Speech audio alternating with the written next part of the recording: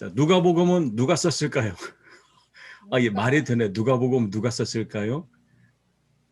누가가 썼습니다. 예, 누가복음은 누가 썼냐면 누가가 썼습니다. 예, 그럼 오늘 이 누가복음 해설의 차례는 먼저 누가문서의 서론, 그리고 누가문서는 어떤 구조로 이루어졌을까? 누가가 직면한 문제는 어떤 것이 있을까? 그리고 누가복음의 주요 특징은 무엇일까? 그리고 기록자와 기록 시기 이런 순으로 진행되도록 하겠습니다. 누가복음과 사도행전은 동일한 저자입니다. 저자가 동일합니다. 누가복음과 사도행전이. 그래서 이 두 권은 데오빌로 전서와 데오빌로 후서라고 할 정도로 아주 유사하게 이게 기록이 되었습니다. 왜 그러냐면은 누가복음에도 데오빌로 각하여라고 시작을 하고 사도행전도 데오빌로에게라고 쓰는 이 문서의 시작이 같기 때문에 그래서 누가복음은 데오빌로 전서, 사도행전은 데오빌로 후서라고 그렇게 말하기도 합니다. 누가복음 1장 3절 볼까요? 거기 보니까 그 모든 일을 근원부터 자세히 미루어 살핀 나도 데오빌로 각하에게 차례대로 써 보내는 것이 좋은 줄 알았노니라고 합니다. 그러니까 그만큼 누가복음 1장 3절도 이 편지를 쓰는 수신자가 마치 데오빌로에게 쓰듯이 이 편지를 쓰고 있습니다. 그리고 사도행전 1장 1절에 데오빌로여라고 하면서 시작을 합니다. 내가 먼저 쓴 글, 이거 누가복음 말하는 거지요. 무릇 예수께서 행하시며 가르치시기를 시작하신부터라고, 그러니까 앞에서 쓴 것은 예수님의 사역에 대한 이야기를 내가 썼다. 이제부터는 다른 얘기 쓰겠다라는 어떤 암시가 이 안에 들어있지요. 그래서 누가복음 그리고 사도행전 이 두 개의 문서를 누가문서라고 그렇게 표현합니다. 누가문서. 그러면은 87쪽입니다. 연대기적으로 누가문서는 어떤 구조로 되어 있을까? 누가복음은 예수님의 활동에 대한 이야기에 집중하고 있고 사도행전은 제자들의 활동에 대해서 집중하고 있습니다. 이게 차이가 있죠. 누가복음은 예수님의 활동, 사도행전은 제자들의 활동에 대한 이야기에 집중하며 기록을 하고 있습니다. 그리고 누가복음 지리적 보면은 누가복음은 갈릴리부터 시작해서 예루살렘까지 예수님이 복음을 전하는 과정, 어떻게 진행되었을까? 예루살렘까지의 과정을 말하고 있습니다. 근데 사도행전은 예루살렘, 즉 예수님의 마지막 사역지인 예루살렘부터 바울이 정말로 가고자 했던 마지막 목적지 로마까지 어떻게 복음이 전파되는가. 그러니 이 지리적 보면은 누가복음은 갈릴리부터 예루살렘까지의 이야기이고 사도행전은 예루살렘부터 로마까지 이야기를 우리에게 들려주는데 이 두 개의 과정은 공이 복음이 전파되는 과정을 우리에게 말하고 있습니다. 유보교님 반갑습니다. 손보교님이 들어왔는데, 안녕하세요. 예, 손보교님 들어왔는데 금방 나가셨는지 안 보이네.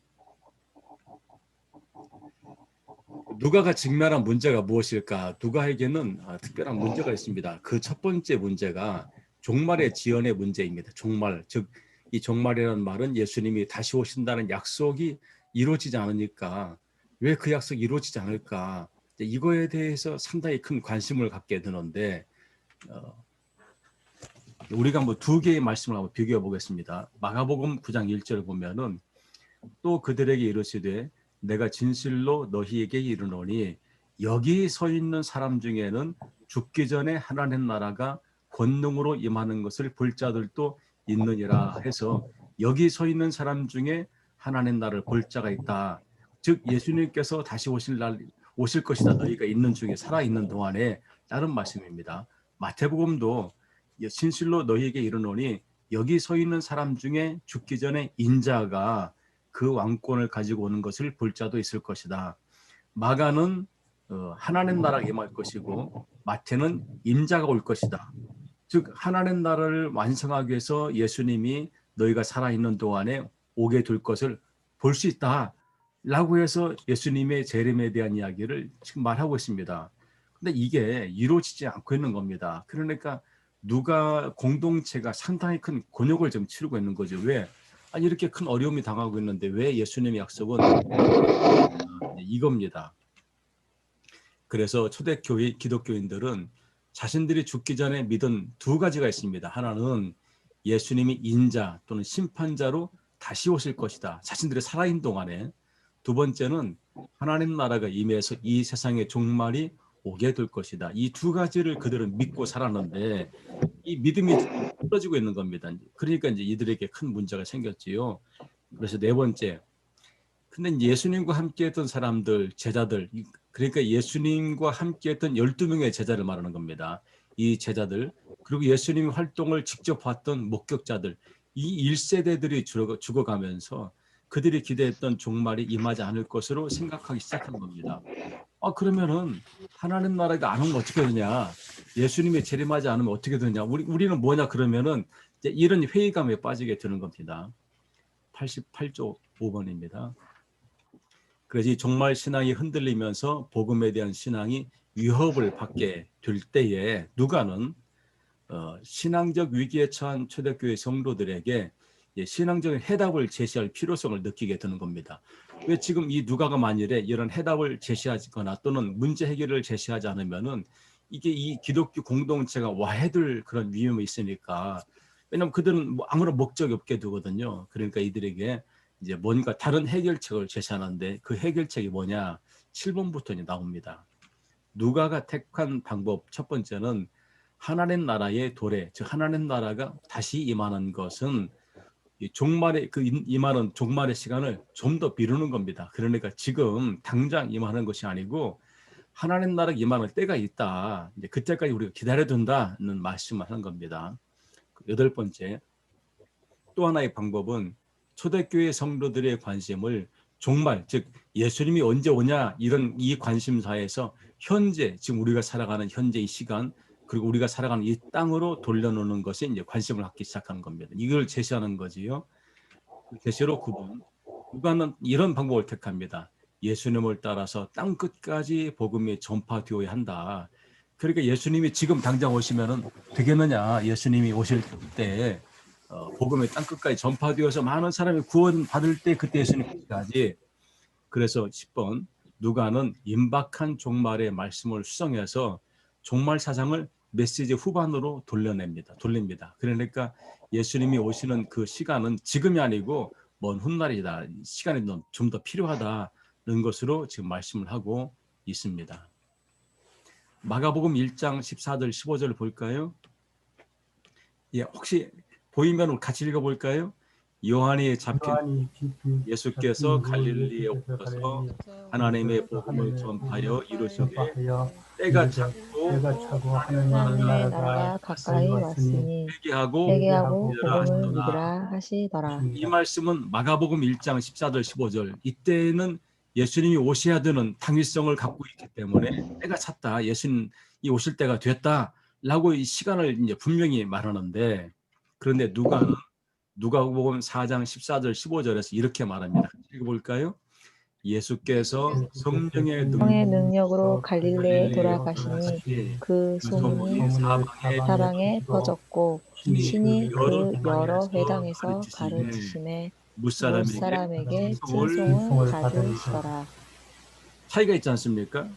여기 마가복음에 보면은 하나님의 복음을 전파해서 때가 찼다, 하나님 나라 가까웠다, 이 하나님 나라를 계속 강조합니다. 마태도 마가도 예수님께서 회당에 가르친 것은 하나님 나라 그리고 기적을 행하는 것. 그런데 이 누가는 그 하나님 나라를 여기서 삭제하고요. 예수님 그냥 가르쳤다는 것만 합니다. 그래서 누가는 예수님의 선포에서 이 하나님 나라의 도래를 생략하므로 예수님께서 다시 오시는 종말의 시간을 좀 더 미루려는 의도를 이 안에 담고 있습니다. 11번째, 그래서 임박한 종말을 말하는 사람들을 따르지 말아라. 때가 다 왔다. 종말이 다 왔다라고 하는 사람들의 말을 우리는 듣지 말자. 이제 이것도 한번 두 가지의 말씀을 비교해 보겠습니다. 마가복음 13장 21절 보면은 그때에 어떤 사람이 너희에게 말하되 그리스도가 여기 있다, 보라 저기 있다 해도 믿지 말라. 그러니까 그리스도가 이미 이때에 이단들이 있었다는 얘기를 지금 우리에게 암시적으로 말합니다. 그런데 누가는 21장 8절에서 이르시되 미혹을 받지 않도록 주의하라. 많은 사람이 내 이름으로 와서 이르되 내가 그라하며 때가 가까이 왔다 하겠으나 그들을 따르지 말아라.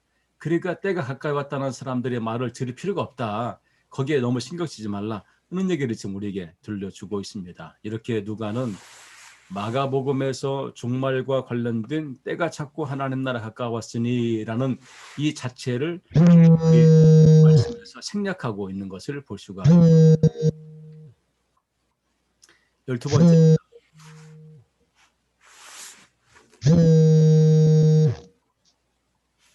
종말과 하나님 나라가 곧 오는 것이 야념을 강조하는데요.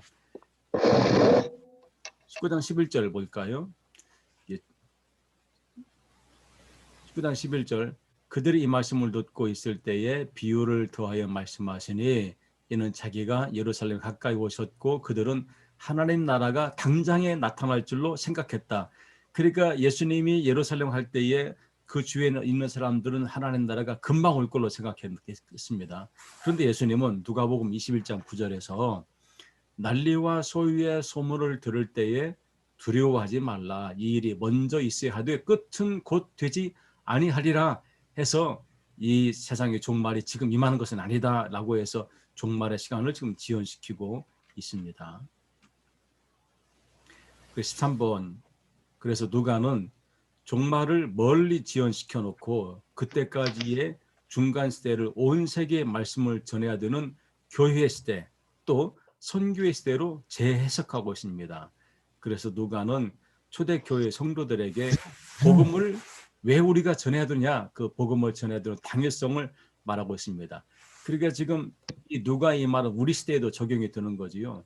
많은 이단들이 뭐 종말의 때를 말하지만은 그거는 우리가 거기에 대해서 큰 관심을 두지 말고 우리가 해야 될 일은 뭐냐면은 예수님 오실 때까지 우리 교회 시대, 선교회 시대에 우리는 복음 전하는 일을 하는 것이 우리가 사명이다. 것을 말하고 있습니다. 14번입니다. 그래서 임박한 종말을 그래서 이 종말 지연 문제를 위해서 1장 8절에서 오직 성령이 너희에게 임하시면 너희가 권능을 받고 예루살렘, 유대, 사마리아 땅 끝까지 증인이 되어라. 이 땅 끝까지 증인이 되어라. 이때 비로소 주님이 오시는 그 날이 된다. 것을 우리에게 말해주고 있습니다. 14번 임박한 종말을 지연시키는 대신에 종말을 우리가 기다리며 해야 될 일들을 지금 누가는 먼저 제시합니다. 그리고 임박한 종말의 기대를 지금 여기에서 해야 될 교회의 복음 증거의 사명으로 지금 지금 바꿔놓고 있다는 겁니다. 그러니까 더 이상 종말에 너무 관심 두지 말고 우리가 해야 될 그 일을 하자. 그것은 이렇게 복음을 증거하는 것이다 라고 말하고 있습니다. 누가가 직면한 문제 가운데 아주 중요한 또 하나의 문제가 있습니다. 이거는 정치적인 변증입니다. 자, 제가 여기서 한번 퀴즈를 드리겠습니다. 예수님이 십자가에 처형을 당할 때에 마지막 재판한 사람은 누구일까요? 로마의 총독이었던 빌라도였을까요? 아니면은 대제사장이나 바리새인 같은 공회의의 회원들이었을까요? 답은 로마의 총독 빌라도였습니다. 그러니까 로마의 총독에 의해서 예수님은 언도를 받고 십자가에 처형을 당했는데 그러면은 어떤 문제가 생기느냐 한번 생각해 보세요. 로마 당국에 의해서 처형당한 사람들을 믿는 기독교도를 과연 로마 당국이 가만둘까요? 또 그런 상황에서 예수 믿은 사람들에 대해서 과연 당신도 예수 믿으세요라고 과연 전할 수 있을까요? 이제 이게 복음 전도도 문제이지만은 그 복음을 받아들이는 사람들에게도 문제가 생깁니다. 왜? 다 로마 당국과 다 적대적인 관계가 되어버리는데 어떻게 그러느냐? 이건 문제가 있다. 이 문제를 직시한 누가는 이 누가복음서를 쓰면서 우리 기독교인들 또 예수 그리스도가 로마 당국과 적대적인 관계는 아니었다. 오히려 그 로마 당국 즉 이 빌라도는 예수님에 대해서 이해를 하고 오히려 무죄가 있다고 선포한 사람이었다. 그러니까 우리가 지금 이 복음을 선포하는 로마 당국에 있는 이 속국이나 또는 로마의 식민지에 가서 우리가 복음을 전할 때에 우리는 결코 이런 이 로마 당국과 적대적이지 않다는 것을 가능한 한 어필할 필요가 있습니다. 왜? 이 당시에 모든 길은 다 로마로 통합니다. 여기 지금 이들이 활동하고 있는 그 유대 또는 사마리아, 뭐 유럽, 아시아 대부분의 국가가 로마의 식민지, 로마의 속국이기 때문에 이 로마 당국과 적대적이 되면은 복음 선포에 많은 어려움이 있습니다. 이제 이거를 염두에 두고서 지금 누가가 글을 쓰고 있는 겁니다. 정치적인 변적 1번. 초대교회 선교의 과정에서 로마 당국의 유죄 판결을 받아서 십자가의 처형을 받은 예수를 우리의 구주로 전한다? 이것이 쉬운 상황이 아니었다는 겁니다. 이 당시에. 그래서 복음을 전파하는 대부분 지역이 로마의 속국 또는 식민지입니다. 그러니 예수의 복음을 전하거나 믿는 것이 때로는 반역으로 이렇게 오해받을 수 있는 상황이 되기도 하고, 또 복음을 전하기도 어렵지만은 복음을 받아들이기도 어려운 상황이 되어 있습니다.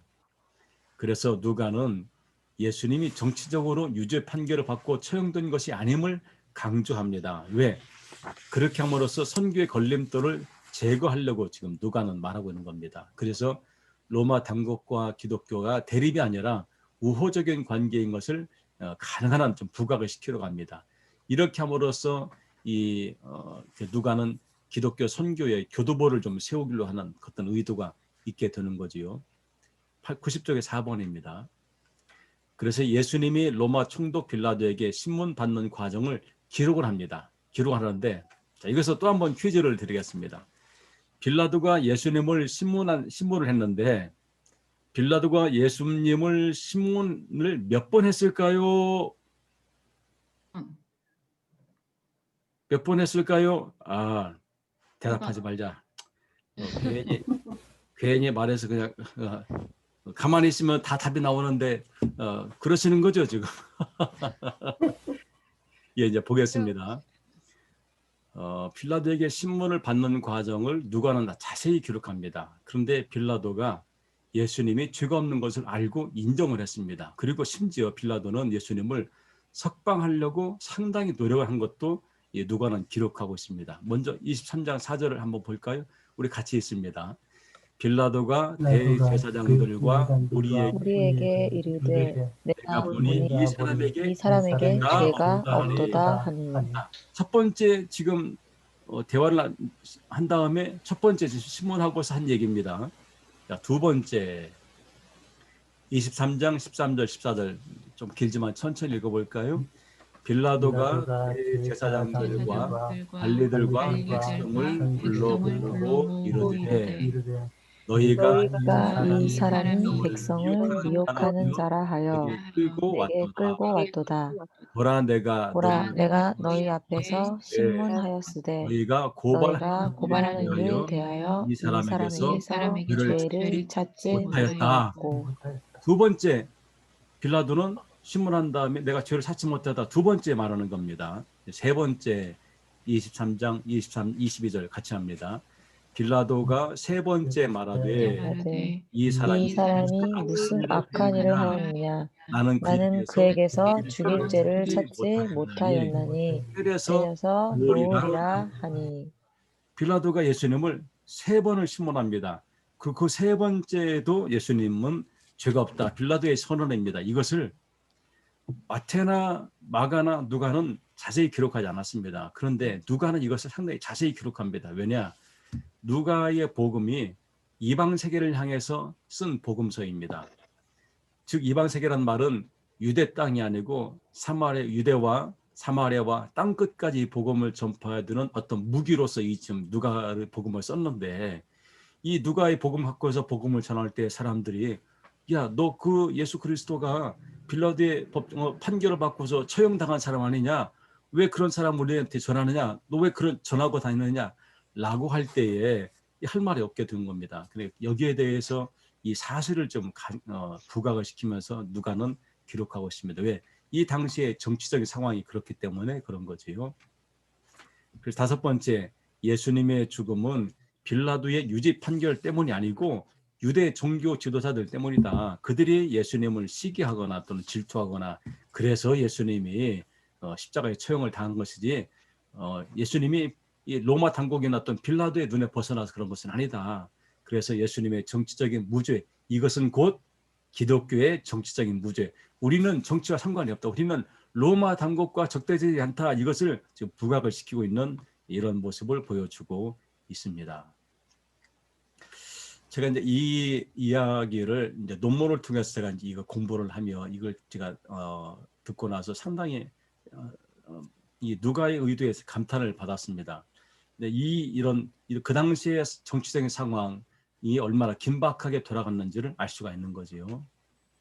자, 누가복음에는 중요한 특징들이 몇 가지가 있습니다. 이제 어떤 특징이 있느냐? 맨 먼저 누가는 가난한 자에 대한 관심이 있습니다. 가난한 사람. 그래서 누가에게 있어서 기독교 신앙은 가난한 자에게 대한 관심과 밀접하게 연관이 되어 있습니다. 그래서 복음서 중에 누가만 어떤 말을 하냐면은 예수님이 기름 부음 받고 이 땅에 온 목적이 뭐냐? 가난한 사람에게 복음을 전하기 위해서 왔다라고 이것을 명시하고 있습니다. 기록으로 우리에게 보여주고 있습니다. 4장 18절 19절 볼까요? 거기 보니까 같이 있습니다. 주의 성령이 내게 임하셨으니 이는 가난한 자에게 복음을 복음을 전하게 하시려고 내게 내게 기름을 기름을 부으시고 나를 보내사 포로된 포로된 자에게 자에게 자유를 눈먼 눈먼 자에게 자에게 다시 보게 함을 함을 전파하며 전파하며 물린 물린 자를 자를 자유롭게 자유롭게 하고 하고 주의 주의 은혜의 해를 은혜의 해를 전파하게 하려. 전파하게 하려 하심이라 하였더라. 여기 보니까요. 주의 성령이 내게 임했는데 임한 목적이 뭐냐? 가난한 사람에게 복음을 전하게 하려고 했다. 가난한 사람.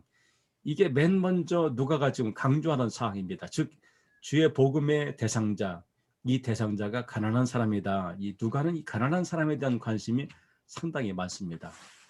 축복의 선언에서도 마태와 달리 누가는 가난한 자가 복이 있다. 마태복음 5장 3절 복이 있는 사람은 심령이 가난한 자는 복이 있나니 천국이 그들의 것이다. 그런데 누가는 너희 가난한 자는 복이 있나니 하나님 나라가 너희 것이다 라고 말합니다. 자, 그러면은 여기서 우리가 잠시 한번 토의를 좀 하고자 합니다.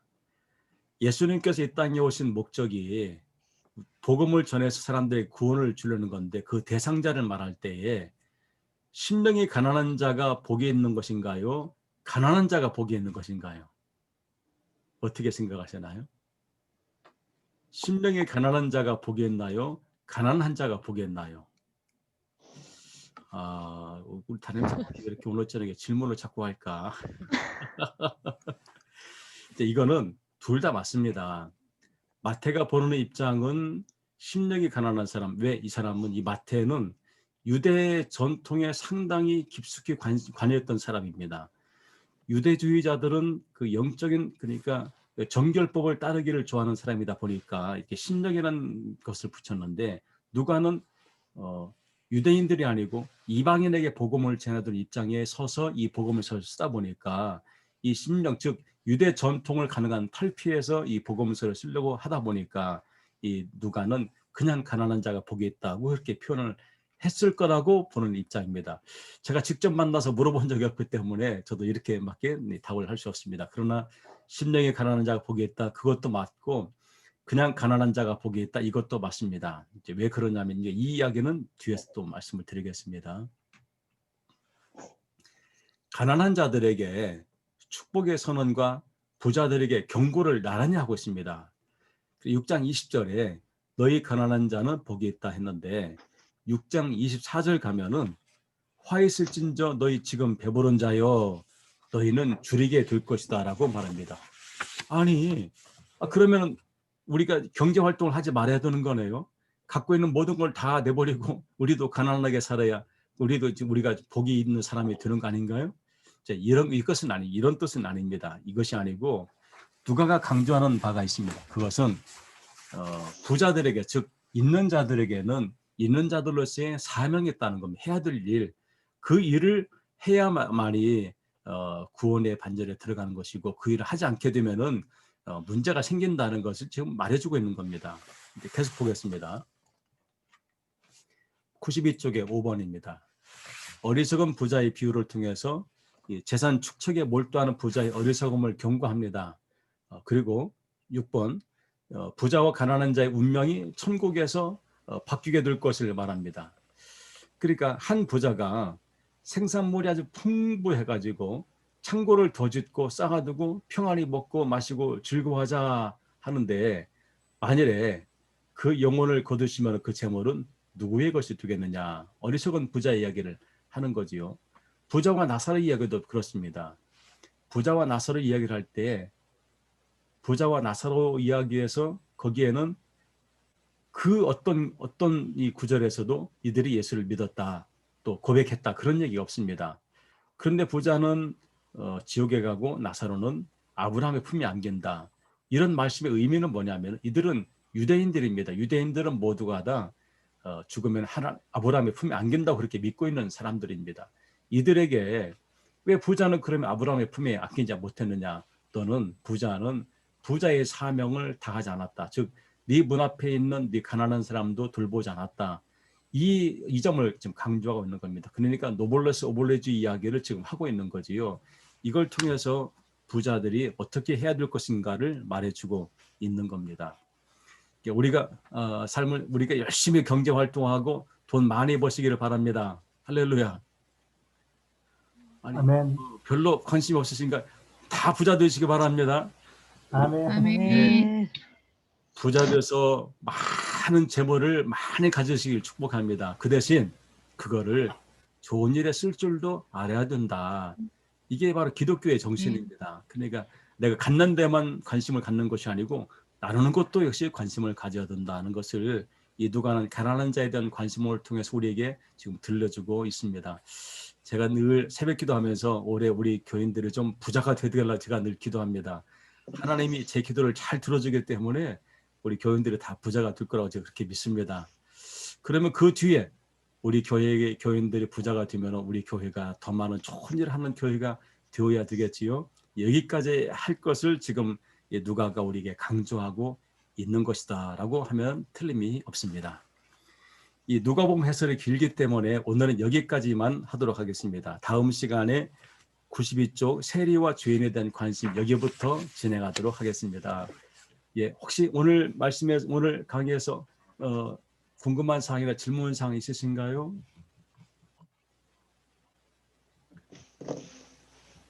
예. 있습니다. 예, 여기서 제가 다시 한번 반복해 아멘. 이거 찬유리가 잘 들었구나. 빌라도가 예수님을 몇 번 신문했을까요? 3번. 예, 감사합니다. 확실하게 들었습니다. 예, 잠시 기도하고 마치겠습니다. 하나님 우리에게 하나님의 말씀을 공부하는 귀한 시간을 주어서 감사합니다. 하루 동안에 우리 경제활동 또 가사와 일로 힘들었지만은 말씀을 통해 힘을 얻게 하시고 이 밤도 우리에게 편안하고 좋은 밤이 되게 하여 주옵소서. 예수님의 이름으로 기도합니다. 아멘. 감사합니다. 감사합니다. 감사합니다. 손목이는 감사합니다. 생명길님 감사합니다. 감사합니다. 예, 감사합니다. 새해 복 많이 받으세요. 이천일에도 복 많이 받으세요. 아이고, 감사합니다. 이뻐라. 하나님 사랑해요. 안녕히 가세요. 감사합니다. 고생하셨습니다. 예, 감사합니다. 감사합니다.